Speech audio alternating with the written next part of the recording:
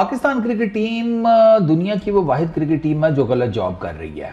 इनको ना बेसिकली तेल निकालने के वो जो ऑयल रिग्स नहीं होती उधर कहीं काम करना चाहिए। तेल बहुत अच्छा निकालते हैं ये, ऑपोजिशंस का नहीं, अपना भी नहीं, अपने फैंस का।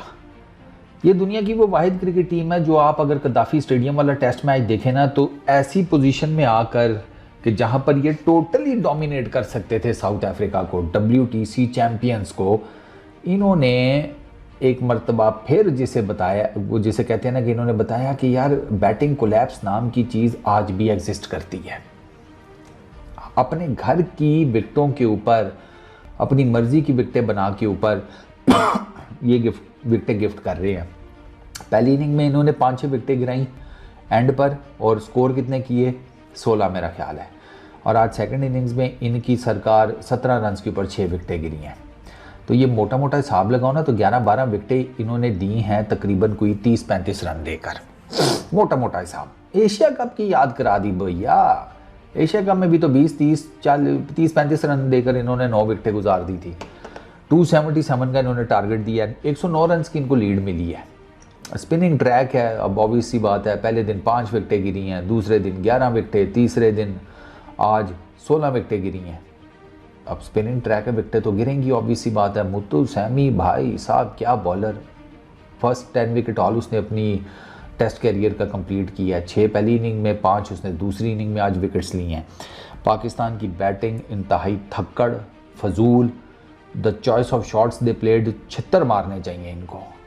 उसमें पिच का कोई लेना देना ही नहीं था जिस तरह की इन्होंने शॉटें खेली हैं। मतलब सीरियसली उसमें आपने इनका जो फॉल देखा है, आप बताएं उसमें पिच का कितना कमाल था? कोई कमाल नहीं था पिच का यार। आज तो बाबर भाई भी थोड़े से जिसे कहते हैं कि नज़र आए हैं, बाबर भाई के ऊपर भी ज़रा डिटेल में बात करते हैं। उन्होंने जो सोचा है ना, ठीक सोचा अपनी बैटिंग को लेकर। बाबर भाई आपका यही सीन है, मरता क्या ना करता वाली छोड़ो उसको, खैर उसके ऊपर एक अलग से पहले बात करते हैं। 378 पाकिस्तान ने पहली इनिंग्स में किए, साउथ अफ्रीका ने किए सर 269, ठीक है, सेकंड इनिंग्स में। और पाकिस्तान ने अपनी सेकंड इनिंग्स में सिर्फ किए हैं 167। बैटिंग कोलैप्स जिंदाबाद। अब एट द मोमेंट 51 for 2 है साउथ अफ्रीका की टीम। 226 रन उन्हें मजीद चाहिए मैच जीतने के लिए। पाकिस्तान को 8 विकेटें चाहिए। पाकिस्तान की पोजीशन मजबूत है, लेकिन आप जिस टीम के अगेंस्ट खेल रहे हैं वो WTC चैम्पियन है, और उसने there is every possible chance कि अगर कोई पार्टनरशिप लगी तो आपके घोड़े भी लगा सकती है। बैटिंग कैसे करनी है इस ट्रैक के ऊपर आपको सीखना चाहिए जोर्जी से। मैंने कल भी आपको बताया था कि ये जो इस टाइप की विकेट्स हैं उस पर आपके सॉफ्ट हैंड्स और आपकी बैक फुट की गेम बहुत मैटर करती है, और जॉर्जी ने बैक फुट की गेम के ऊपर ही अपने आप को अप्लाई किया है। अब वो सारी दुनिया कह रही थी उसने अटैक किया, ये वो घंटा अटैक किया, 12 गेंदें टोटल जिस पे उसने अटैक किया, 10 चौके 2 छक्के, 171 गेंदें उसने खेली हैं सरकार। तो बाकी 159 गेंदें उसने क्या किया है? कुछ किए ही है ना। ये तो भाई 40 और 52 रन बनते हैं उसकी क्या उसको कहते हैं इनिंग्स के, 52 रन। बाकी आधे रन उसने कैसे किए बंदा पूछे। सर बाकी आधे रन उसने सिंगल डबल करके किए हैं 159 बॉल्स के ऊपर, बैकफुट पे जा जाके सॉफ्ट हैंड्स के साथ गैप्स में गेंदों को खेल कर, रिवर्स स्वीप्स मारकर। उसने बहुत रिवर्स स्वीप्स मारी हैं जॉर्जी ने, रिकल्टन ने भी मारी हैं, उनके पक्के लगे हैं।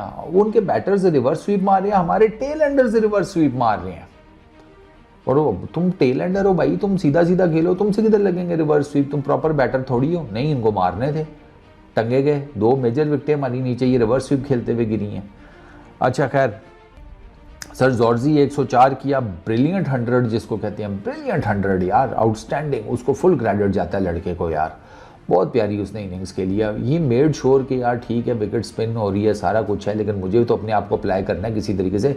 मैं फिर क्या झांटू बैट्समैन हूँ कि अगर मैं आप इस तरह की कंडीशंस में, तो पता चलेगा मैं कितना अच्छा बैट्समैन हूँ। 104 किए हैं, और मैंने आपको बताया कि 52 रन उसके हैं बाउंड्रीज़ में, बाकी उसने 104 किए हैं, तो 52 रन ही उसने बाकी 159 गेंदों के ऊपर सिंगल डबल्स की सूरत में बनाए हैं अप्लाई करके अपने आप को। उसने बैकफुट की बहुत ज़बरदस्त गेम दिखाई है, उसने स्वीप्स बड़े अच्छे खेले हैं कन्वेंशनल, उसने रिवर्स स्वीप बड़े ज़बरदस्त खेले हैं यार।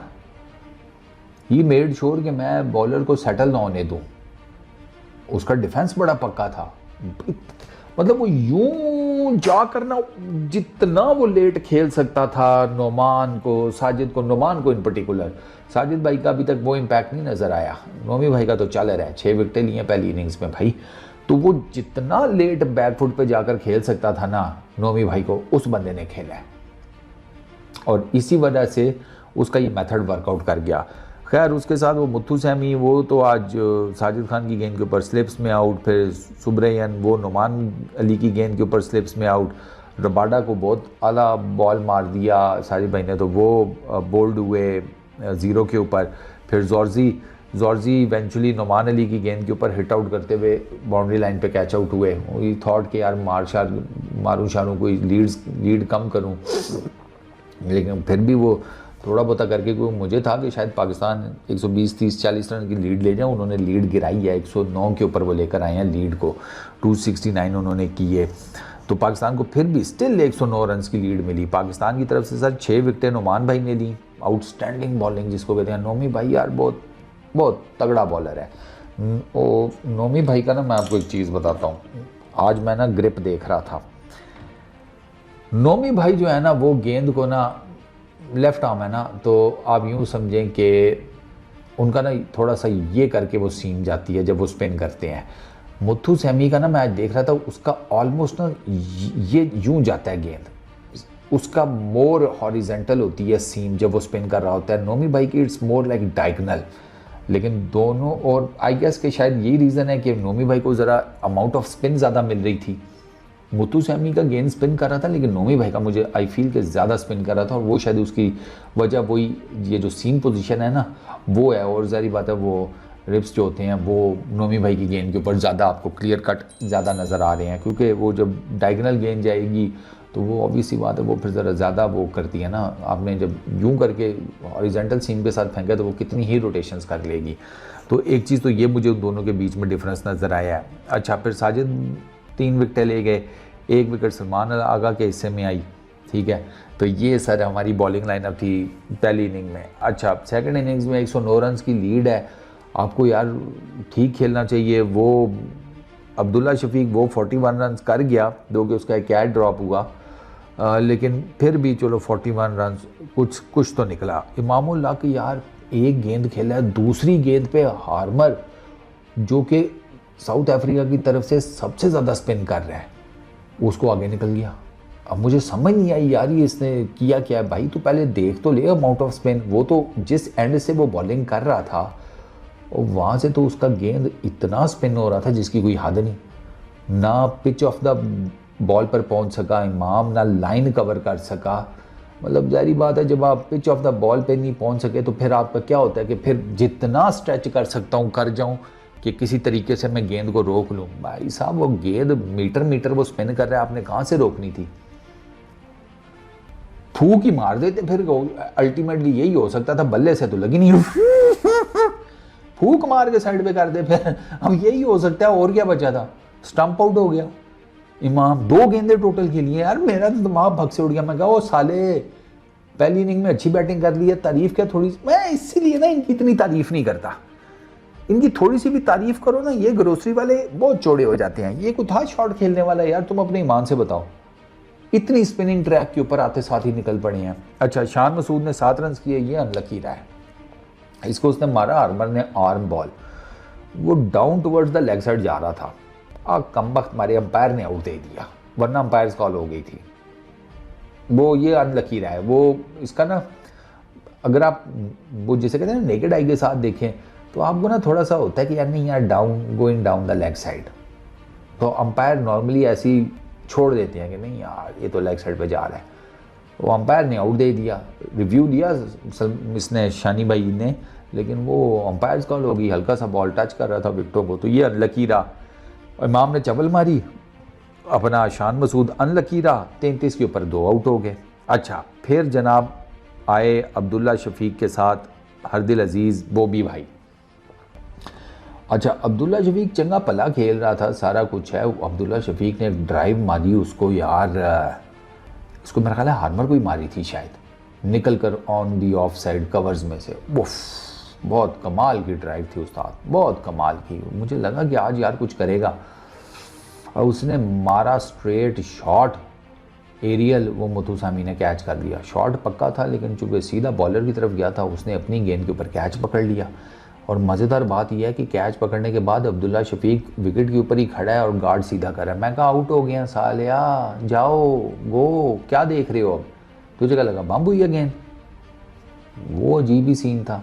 अच्छा खैर, बाबर भाई आए। बाबर भाई ने आज 42 रन्स किए हैं 72 बॉल्स के ऊपर, 5 चौके, और बाबर भाई पाकिस्तान की तरफ से हाईएस्ट रन गेटर थे।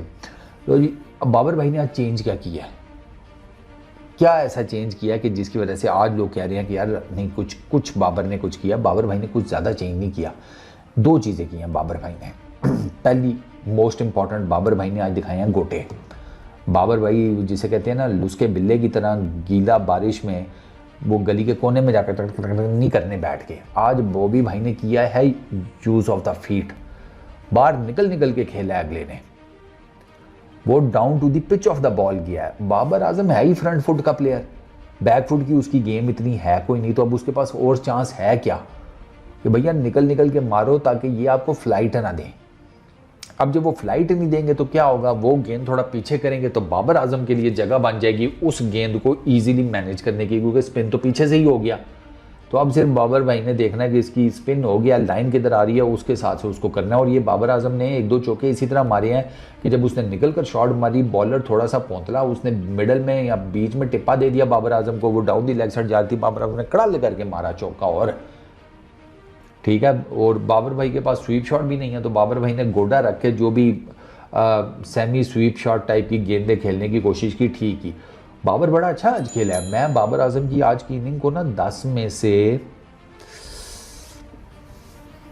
6.5-7 नंबर दूंगा। सीरियसली आज बाबर आजम मज़े का खेला है, अच्छा लगा है खेलते हुए, क्योंकि मुझे था कि यार ये क्या बात हुई कि मैं क्रीज में खड़ा वहीं पे स्टक हो रहा है, वहीं पे एलबीडब्ल्यू हो रहा है। यार निकल के इनको को मार शार, इनको पता लगे भाई आप अटैक करें ना। तो बाबर आजम को उसको अटैक सूट करता है, वो ये उसने ठीक पकड़ा है, अटैक करो। ठीक है, आउट हो जाओगे तो रन्स तो पहले ही नहीं आपके निकल रहे, रन्स तो 3 साल से नहीं निकल रहे, क्या है खेल रहे हो ना।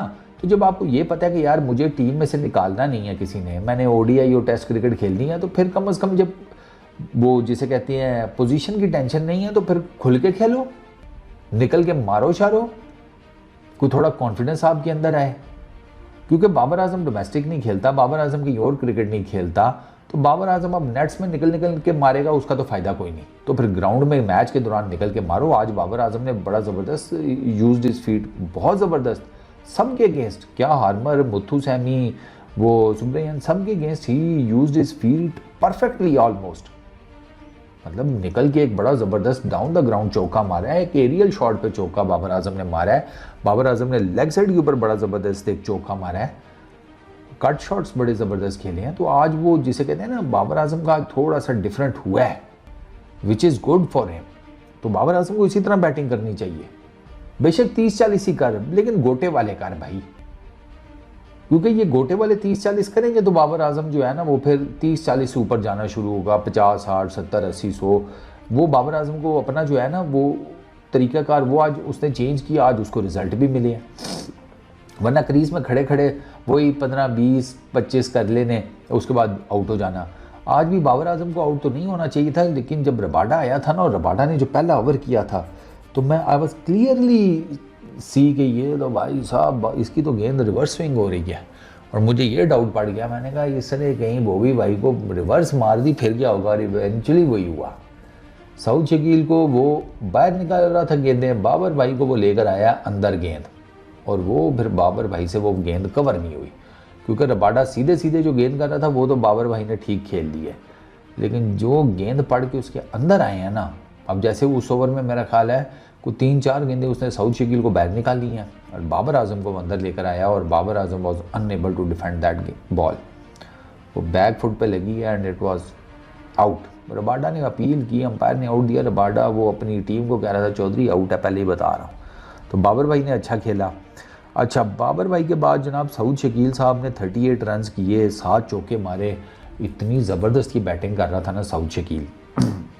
स्वीप शॉट्स इसके पक्के लग रहे थे, स्वीप शॉट बहुत अच्छा खेलता है, बहुत ज़बरदस्त। रबाडा की कुछ शॉर्ट बॉल्स के ऊपर ना सऊद शकील थोड़ा सा लमका है, लेकिन उस पर भी उसने चांस नहीं दिया, लमका ही गया खाली। सारी बात है, वो क्या उसको कहते हैं, 1.5 शाना सा है और रबाडा चंगा भला लंबा है, तो वो जब शॉर्ट बॉल करेगा तो वो मसला तो करेगी ना सऊद शकील को।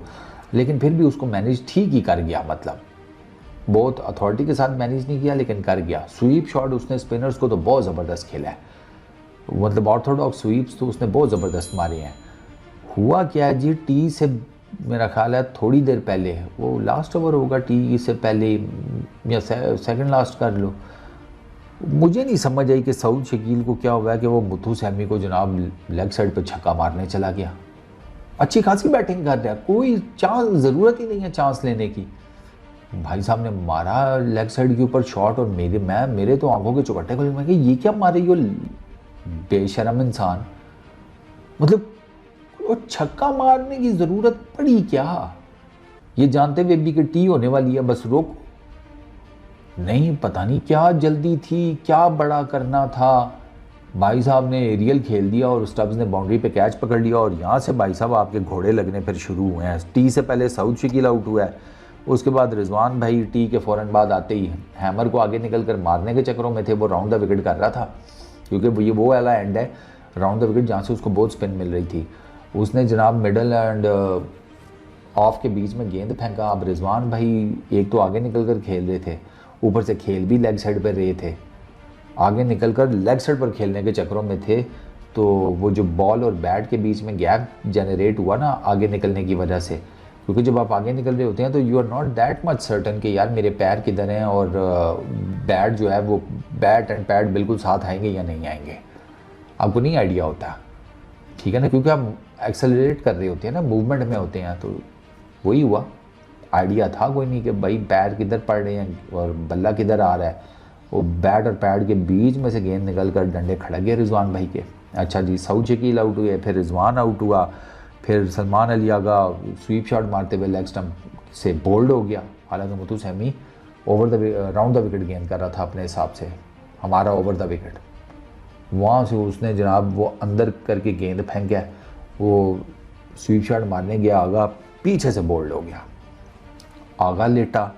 अच्छा जी, शाहिनशाह अफरीदी रिवर्स स्वीप मार रहे हैं मुथु सैमी को, अंदाज़ा करो, उसको सीधा खेल ले भाई, तू तेरा तो पढ़ के गेंद अंदर आएगा, तू सीधा खेल ले, रिवर्स स्वीप मारना था, आउट हो गए ये साथ ही कोने में, ठीक है। अच्छा, फिर नोमान अली इतना ज़बरदस्त मुथु सैमी को छक्का मारा, सीधा सीधा खेल रहे थे, ठीक खेल रहे थे, फिर नोमान भाई को भी कीड़ा काटा कि मैं रिवर्स स्वीप खेलूँगा, LBW प्लम, लास्ट विकेट गिरी साजिद खान की, उनको भी छक्का मारना था, आगे निकल कर जनाब उसको हार्मर को उठाने के चक्करों में बाउंड्री लाइन के ऊपर ब्रेविस के हाथों कैच आउट हो गए।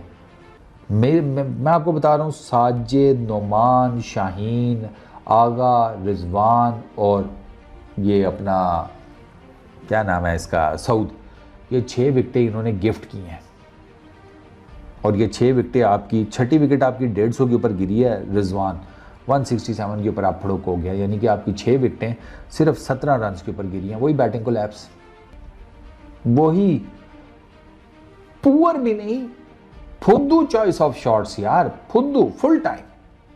बंदा कहता है कुछ यार अकल है या कर लूँ सर, कोई चक्कर ही कोई नहीं।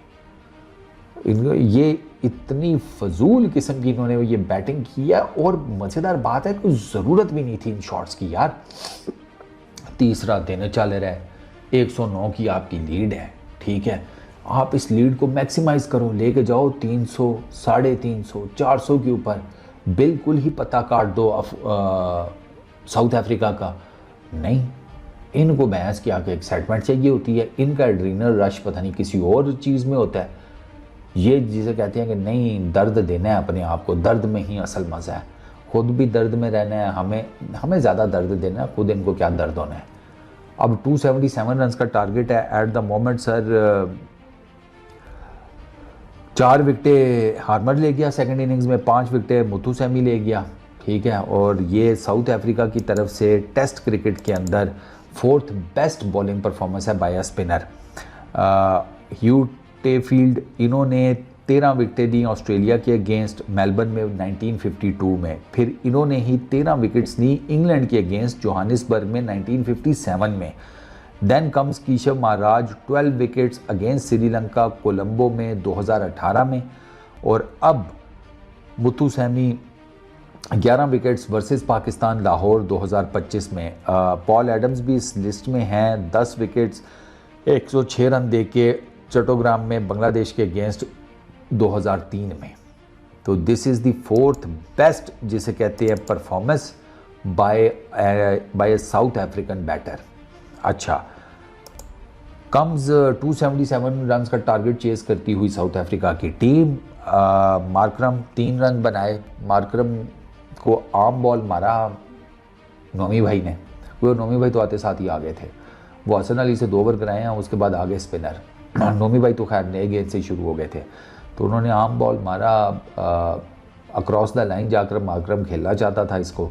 ही थॉट बॉल स्पिन करेगा, बॉल स्पिन नहीं किया। वो विद दी एंगल गेंद अंदर आया, डंडे खड़क गए मार्करम के। फिर दूसरी विकेट गिरी जनाब मोल्डर की।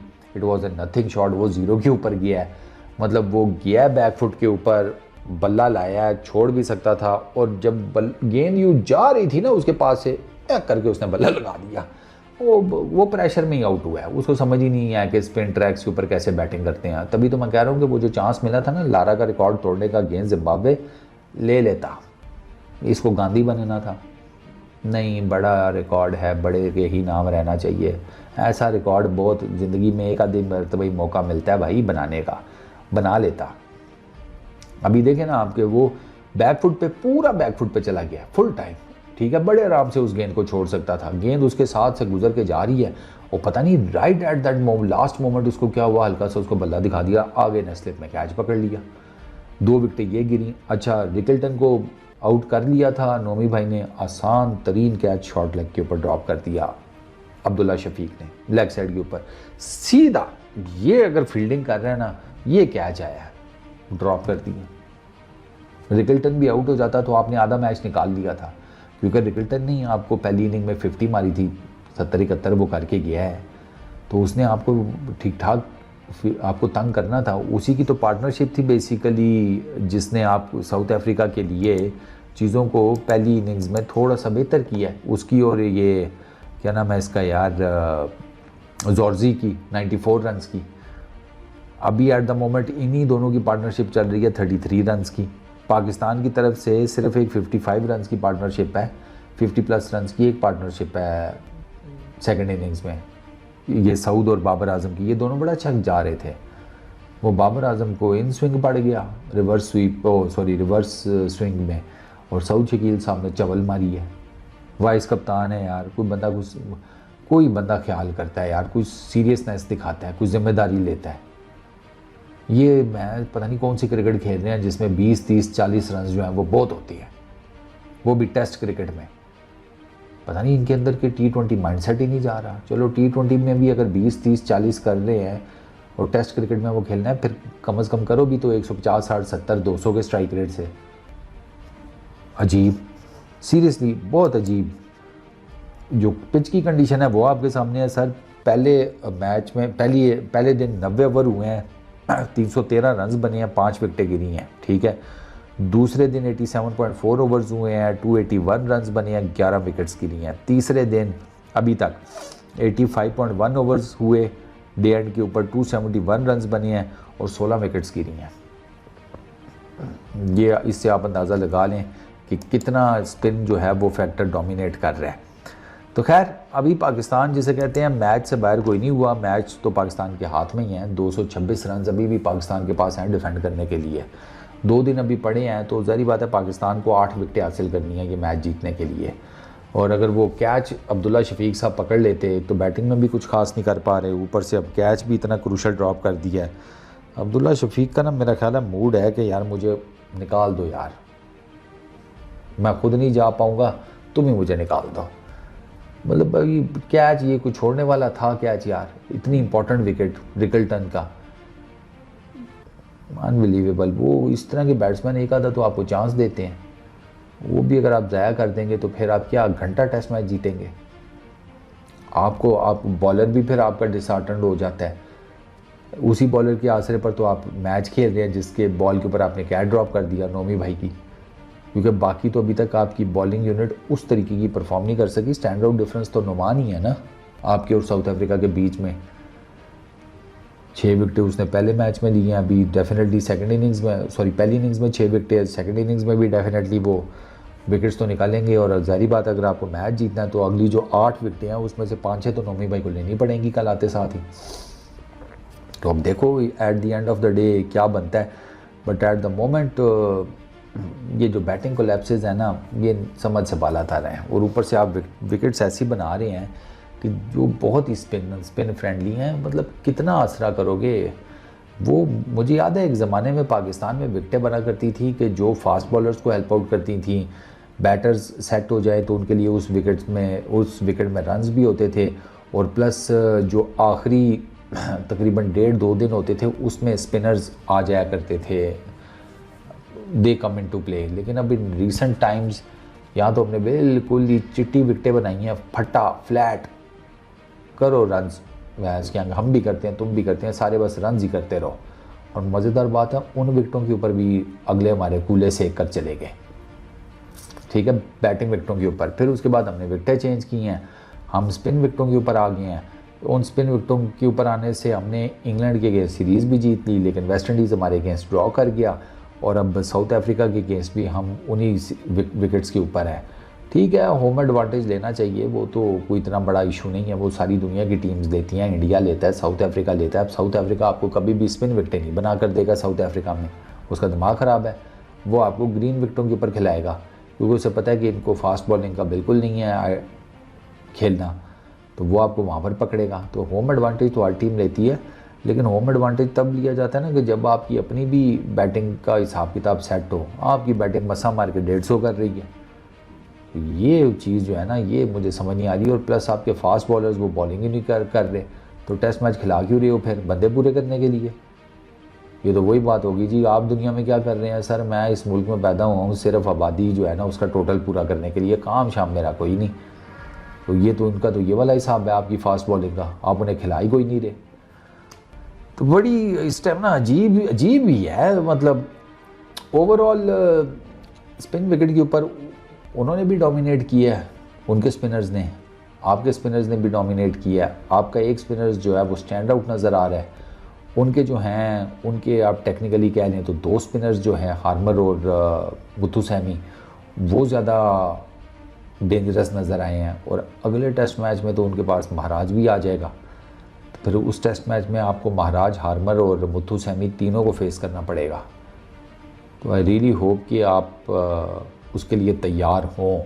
आपकी बैटिंग लाइनअप जिसका जो अभी क्लियर कट नज़र आ रहा है कि आपकी बैटिंग लाइनअप तैयार नहीं है, ये बस जिसे कहते हैं 2-2 रुपये जेब में रख के लच्छे खाने के प्रोग्राम में है। रन्स पता नहीं इन्होंने कब करने हैं। खैर चलो अब कल देखते हैं, होपफुली कल नुमान भाई क्लीन अप कर देंगे बाकी 8 विकेटों को, तो हम पहला टेस्ट मैच जीत जाएंगे साउथ अफ्रीका के अगेंस्ट। अपेरेंटली तो ऐसे ही नज़र आ रहा है, अनलेस और अनटिल के आपकी किस्मत जो है वो आपका साथ छोड़ जाए, और वो भी कोई पता नहीं होता, वो हमारी किस्मत हमसे रूठते हुए टाइम ही नहीं लगाती। चाय ज़्यादा देर में बन जाती है, हमारी किस्मत जल्दी रूठ जाती है। Fingers crossed. इस वीडियो में इतने ही, अपना बहुत ख्याल रखना, नेक्स्ट वीडियो में मुलाकात होगी। Peace out.